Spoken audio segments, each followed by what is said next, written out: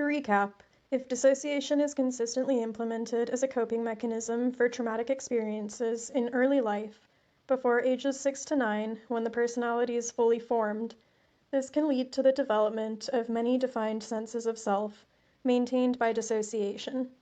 This is known as Dissociative Identity Disorder, or the closely related, otherwise specified dissociative disorder. Theories of psychic fragmentation, structural dissociation of the personality. I find the theory of structural dissociation of the personality useful when trying to conceptualize psychic fragmentation into different parts. This theory is outlined in the text, The Haunted Self, Structural Dissociation and the Treatment of Chronic Traumatization. This text explains that children aren't born with an integrated personality. In the absence of trauma, a child will integrate one coherent self over time as their brain matures and becomes capable of supporting this integration. Dissociative identity disorder is the result of one sense of self and self-history failing to integrate due to trauma. Trauma that's interpersonal, involves caregivers, begins at a younger age, is more severe, lasts for longer, and isn't properly acknowledged, is more likely to interfere with a child's integrative capacity and so to cause dissociative identity disorder. Once an individual has one sufficiently integrated sense of self, this process can't be reversed and the individual can't develop DID. According to structural dissociation, human beings are not born with a unified personality. Rather, infants operate based upon a collection of different ego states which handle different needs, like attachment to a caregiver, feeding, and exploring the world around them. Rather than possessing a fluid emotional range within one integrated personality, an infant's experience of emotions is disintegrated. Infants possess 4 biological determinants, emotional systems that control anger, pleasure, sadness, and fear, and switch between these emotional systems.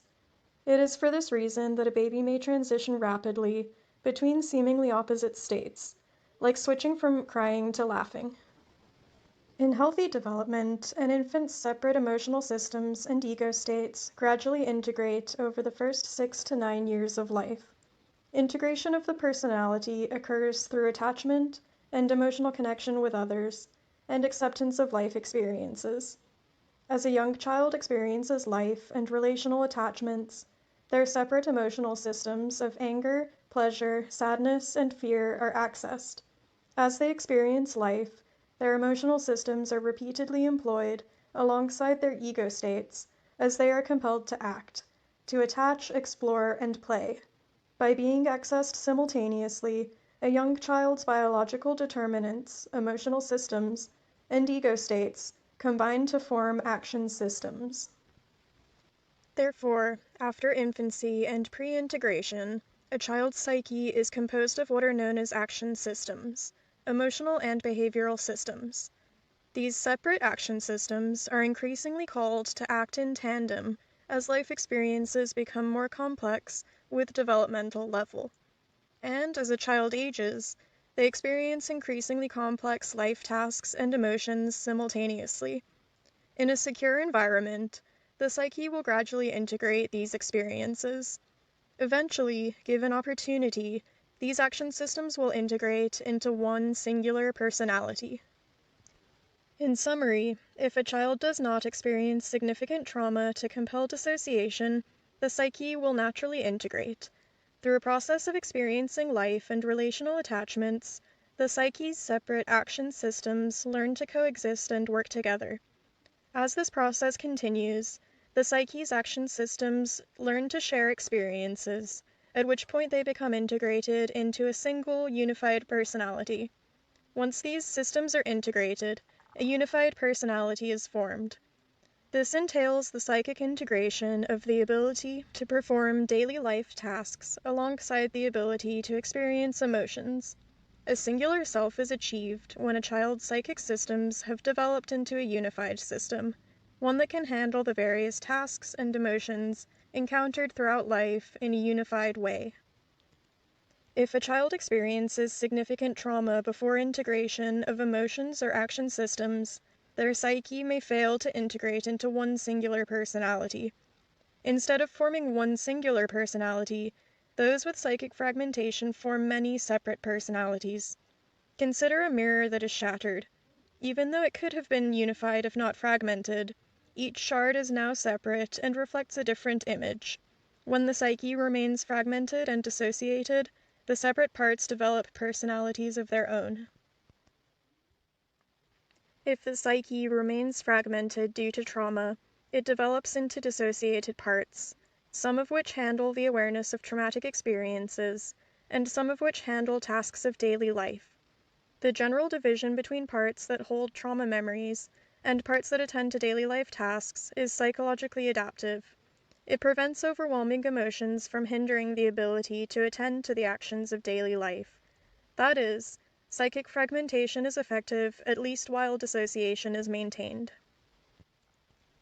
In the theory of structural dissociation of the personality, psychic parts responsible for awareness of trauma and parts responsible for the maintenance of daily life are differentiated by the labels emotional part and apparently normal part. Emotional parts, or EPs, hold traumatic memories and are often stuck in the sensory experience of the memory and unaware of the passage of time since the traumatic event. Alternately, apparently normal parts, ANPs, may be either emotionally disconnected from or amnesic for past traumatic experiences, and instead attend to the necessary tasks of life.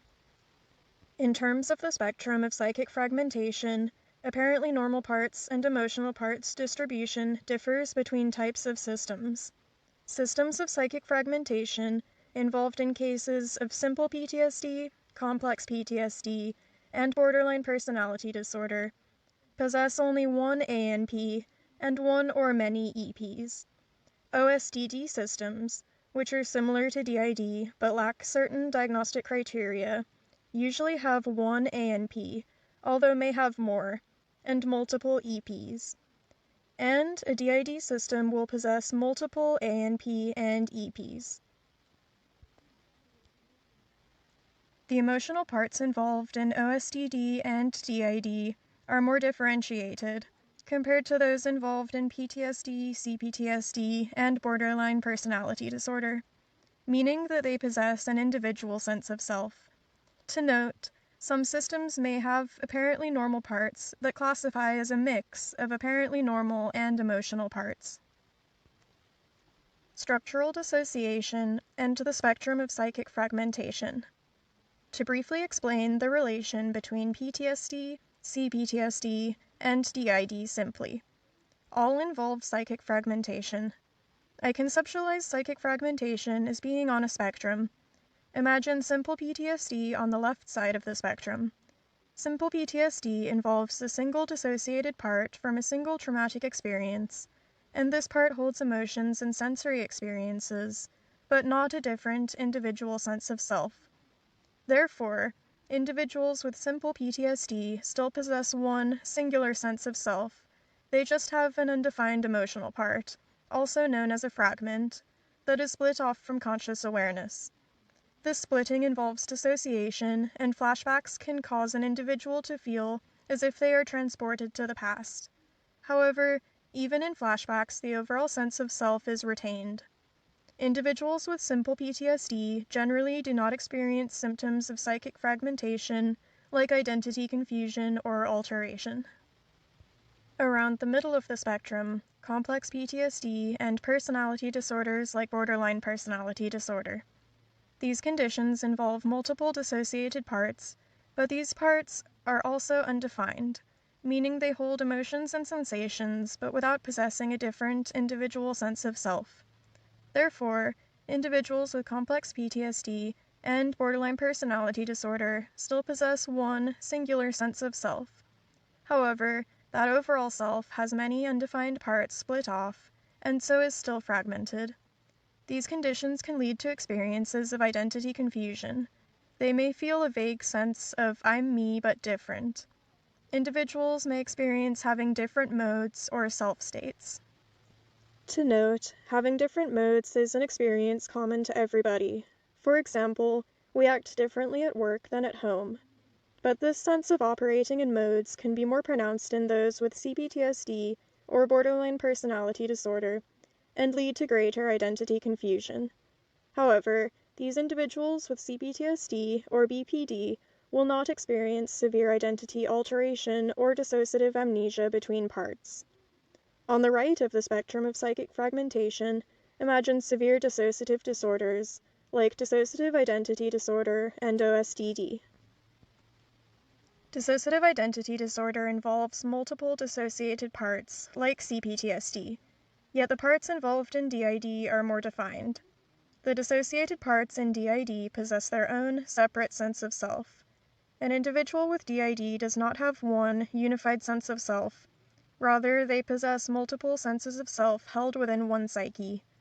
Similar to CPTSD, DID still involves some parts called fragments that hold emotions and sensations without possessing a defined, separate sense of self. Because DID involves many senses of self, those with DID experience intense identity confusion and identity alteration, along with dissociative amnesia between parts, in addition to symptoms of CPTSD.